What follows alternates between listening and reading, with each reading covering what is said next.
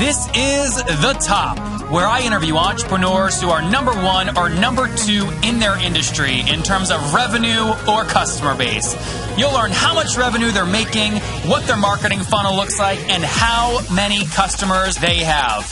I'm now at $20,000 per talk. 5 and 6 million. He is hell-bent on global domination. We just broke our 100,000 unit sold mark. And I'm your host, Nathan Latka. Okay, Top Tribe, this week's winner is Charlie Daggs, okay? He was a middle manager at a manufacturing company. He wants to break free, and he won the $100 I give out every Monday. For your chance to win, simply subscribe to the podcast on iTunes right now, and then text the word Nathan to 33444 to prove that you did it. Top Tribe, you know I don't have a lot of time to waste. That's why I use FreshBooks to send out invoices and make sure I'm collecting my money. To get your free month, go to nathanlatka.com/FreshBooks and enter the top in the How Did You Hear About Us section. Nathan Latka here. This is episode 566. You're going to love it, guys. But coming up tomorrow morning, you'll hear from Casey Cannon of Envoy America, which did $160,000 in 2016 revenue, helping senior citizens get around. There's a lot of very weird similarities to Uber, but who knows if Casey can execute. Nathan Latka here. Good morning, guys. Our guest this morning is Lisa Tamayo. She is the CEO of Scollar, an open platform multifunctional smart collar for pets. She has over 25 years experience in entrepreneurship, financial, and strategic planning. She was a co-founder of Green Building Studio, which was acquired by AutoDesk in 2008. She's also chairman of SoCo Nexus, an incubator accelerator in Northern California. Lisa, are you ready to take us to the top? Yes. You can tell definitely. I'm not a native Californian because I said SoCo instead of just saying SoCo altogether, right? Yeah, SoCo. Yeah. Yeah, that's California. SoCo. Yeah, that's California lingo. All right. Tell us about Scollar. What's the product doing and what's your business model? How do you generate revenue? Scollar is a smart collar that is an open platform. It's modular, which means it's expandable, and it can grow and change along with the needs of the pet. And there are several differentiating factors that we put into Scollar. One is that we put a swappable, rechargeable battery so that the pet owner would always have a battery ready and waiting. And we have a little charging base that goes along with the collar. So there's 2 batteries. So you just pop one out, pop the fresh one in. Another one is that it has a tappable display screen so that the information that the pet parent needs is on the pet. So any notifications about feeding or last flea and tick, when the last medication was administered, also where the pet is. Let's say if the pet gets lost, the information about how to help the pet get home shows up on the collar. Also, this particular collar, the Scollar Mini, our first product, is designed exclusively for the underserved cat and small dog market. We're just coming out of stealth with our beta prototype, and we're here at CES with it. Oh, congratulations. That's exciting. Thank you. Yeah, it's almost 2 years of work, so we're very excited about it. And so we're in pre-order. In fact, we're getting ready to launch our Kickstarter campaign on January 24th to invite people to support us so that we can get these betas in people's hands and then get that final production collar made. And do people describe this? You know, when I was doing my research, I couldn't help but think this kind of feels like Fitbit for animals. Do you ever get that comparison? Yeah. Sure. Yeah. And in fact, I have a Fitbit that I wear the Charge 2, and it has a tappable screen on it. And it's about the rubberized band. Yep. And there's definitely that comparison. In fact, Nathan, the Fitbit engineering team, Spanner, is partnered with us on this particular product, the Scollar Mini. So that does not surprise me because it looks very beautiful. I mean, it looks beautiful. Oh, thank you. So what does it run? What's it cost? In pre-order, it's $99, and we're thinking retail is about $149. Okay, and when did you start accepting pre-orders? We just started accepting pre-orders in October. Okay, mid-October. So what is that? About 3-4 months ago. And so how are you doing? Where are you at? How many folks have pre-ordered so far? Not very many. That's okay. Just maybe 10 or so. Okay. But what we've done is we literally came out of full stealth mode, and now we're building our following and letting people know that we are here and that we have this amazing product. So that takes a little while to build that following. And you recently, one of the reasons I wanted to reach out to you is you have an amazing product from the looks of it, but I think you also recently raised capital. Is that accurate? We just got, we actually I negotiated pretty hard with the bank to get a line of credit with them. But a lot of it, we have a family and friends round that we've already done. And then my partner, John, and I have self-funded part of it with, as you said earlier, we sold our first company. Yep. So we've been able to get this company off the ground. And hardware is different than software. Yep. It's more expensive. You can't, test and build with software the same way that you do with hardware. It's just more expensive. So you have to be much more careful with it. My listeners are going, Nathan, I want to negotiate a line of credit for my new business. Ask her how she did that. So we'll come to that in a second, Lisa. But first, you mentioned you said your husband, right? Were you guys the sole founders of that first company you sold in 2008? That's right. Yeah, we were 2 of 5 partners that started Green Building Studio in 1998. And we had the company for about 10 years and then sold it to AutoDesk. Were they buying a technical asset there? They bought all of the assets. The programming language, the software, because it was one of the first software as a service models for the architecture and engineering. Oh gosh. So I'm sure they're looking at that going, oh my gosh, we could learn from this in terms of how to go SaaS. And exactly. And then we were market partners with them for a long time. And then we started, as we started to grow, we had a lot of people shopping us, and they ended up being the one that took the whole thing. What'd they buy it for? Come on, Lisa. More. Give us a range if you can't be specific. Like what's in the millions? It was in the millions. Okay. Yeah. In the low millions. Call it below 40 million though. I can't really say, Nathan. Maybe I'm close. Sorry. Lisa, I'm making her nervous. We'll move on. But she sold it for somewhere in the millions, right? So there's 5 partners, 08. So Lisa, you said, I'm asking that because I want to just kind of get a sense of how much you and John maybe had behind your backs to put into this new business. So including the friends and family round you did and the capital you and John have put in, but excluding the credit line, how much money has gone into the company so far? Almost 600. Okay. So, it's fairly, and what's the most expensive part? Where does most of that money go? And this helps our audience understand if you're building a physical product where they could expect to spend a lot of money. Honestly, it's been the engineering and the industrial design, the app development, the firmware development.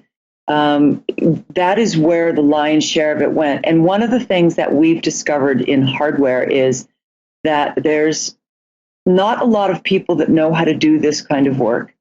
And many of those people are gainfully employed making a lot of money. Yep. And so finding someone who wants to be in a startup, first of all, is quite challenging. I think before we landed on our vice president, Herman Elliott, who is a godsend, we had 8 other electrical engineers that we worked with separately who just couldn't cut it or didn't understand it or couldn't give us the time or weren't a good cultural fit. So it took us a while to find the right team that could do the work together. And, like landing finally with Spanner, we've only been with them about less than 6 months, but it took us a while to get each of these players. Spanner's like an outsourced development team. They're the ones that created the Fitbit, the engineering firm. Got it. So, like now we have our manufacturing partners. We have a really amazing industrial design branding shop, Enlisted Design. This is like Brinton, Enlisted, On Prairie, Zentiv, Orca. Exactly. These are all the partners. Yeah. So it takes a while to build all that. And so, but most of the funding has gone towards that trial and error piece of building the technology. Oh, that firmware didn't work. Oh, that design didn't work. Oh, okay, let's build another model. Let's test it. All of those pieces. Mm-hmm. That's the bulk of it for hardware. And what's the current team size? There are 4 executives, 2 interns, and then all of the development partners.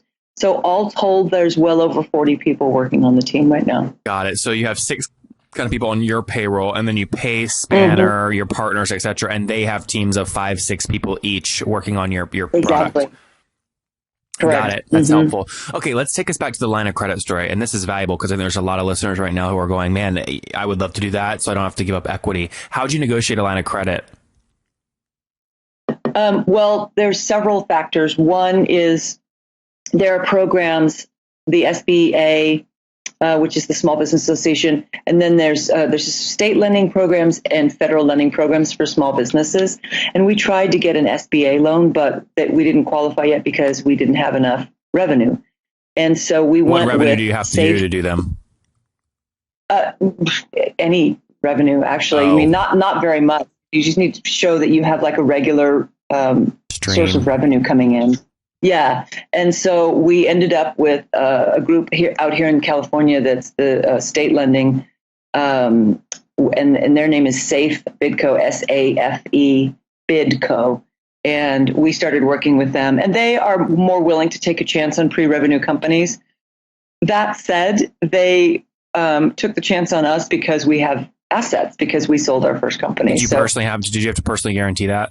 Yes, one of our investment properties is collateral, personally guaranteed as collateral for the loan. And then I had to shop it around to different banks, and they put us through the ringer, Nathan. And I believe it. It took months to get them to agree, and so it's basically based on the value that they could extract out of the collateral asset that they have a lien on. Yep. So that was how we ended up being able to do it. Hey, smart usage of asset leverage, right? That's what we'll call that. What was the total amount of the loan out of the 600? About 170. Okay, 170. Okay, so not huge, but still a significant chunk. Huge. Okay, but great. Each little chunk helps. There was another thing I want to mention, Nathan. We had Working Solutions, which is out here in California. Working Solutions. They gave us an early $50,000 loan, and we paid that. On what terms? It's I want to say like maybe 7% interest. The loan payment and premium and interest payment is like $1,062 a month. Okay. They pull it automatically to my account, and so they have a small lien as well, but it's much quicker, much easier terms. So if your listeners are looking for some quick capital, it's a lot easier to go for something like that. Like and 50K. My good friend Laurie O'Hara, $50K, which can help a lot of businesses really start to get off the ground. And it helped us at a critical time. So I want to make sure I do a shout out to them. Who did that? You said that was Safe Bidco? No, well, Safe Bidco helped us with the line of credit. Working Solutions is the small lender. Okay, guys, we'll link to that in the show notes at nathanlatka.com / what episode is this? Let's see. / the top, that'll be the top 566. Okay, / the top 566. Okay, good. That's helpful. What about, so let's understand, Lisa, more of the economics on this before we get into the wrap up. So you're selling it for $99. What's it cost you to make? Right now, the BOM is about 45 to 50. Depending on the different components. And because we're in beta, it's probably going to change a little bit. Yep. The goal is to get that down even further. At volume, how low do you think, what do you think it costs down to per unit? Like if you ordered about 30. 10,000. Okay, 30. So that's pretty healthy. Yeah, I ask these questions. Mm-hmm. Yeah, I might sound smart asking these. I'm just copying what Shark Tank folks do, right? It makes it easy for me to ask the questions. No, Nathan, I'm in. Yeah, good. All right, good. So you're kind of, and then you said you're gonna, on your website, obviously they're $99. So at a cost of $30, $99, obviously you have a good margin there. You said, what are you gonna wholesale these for? Mm-hmm. Yeah. So we've put them at like 40% of our cost. Got it. It's 5:30 in the morning. I don't have that number on the top of my head. Let me think. So about 40% would be 125-ish.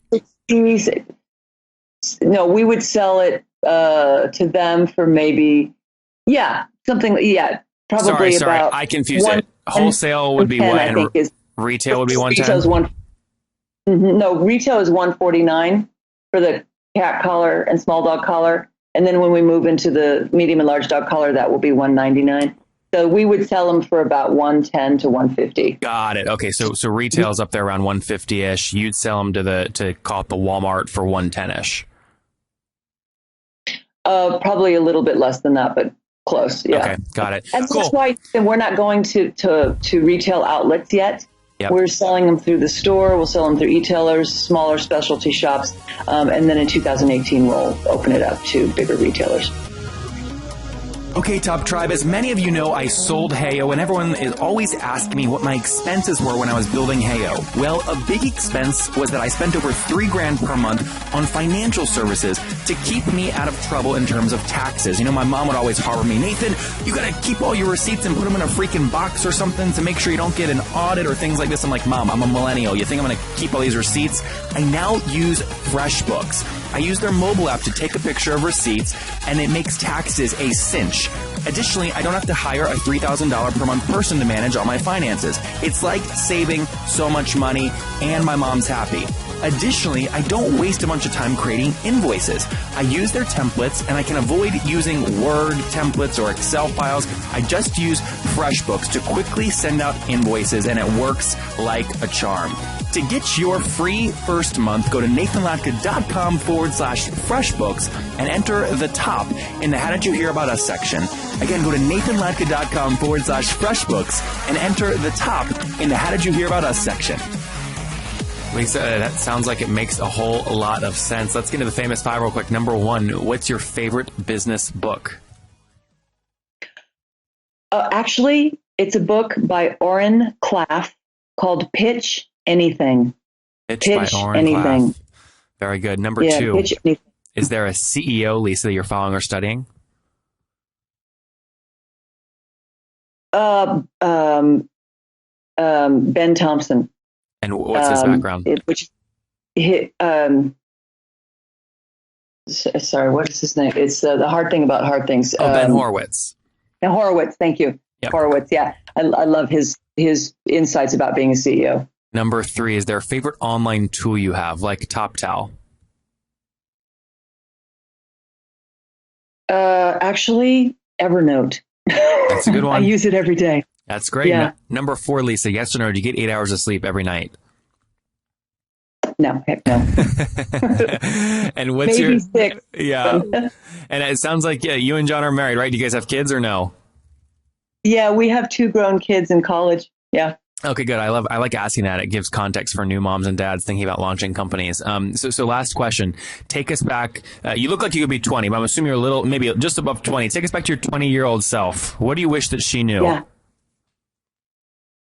Trust yourself. Top Tribe there. I mean, that's it. Yeah. No, go ahead. At least you want to elaborate a little bit? We all have these gut instincts, and then we get turned around by other people who think they know what's right for us. The best decisions I've made as an adult and as an entrepreneur have been when I just trust my gut.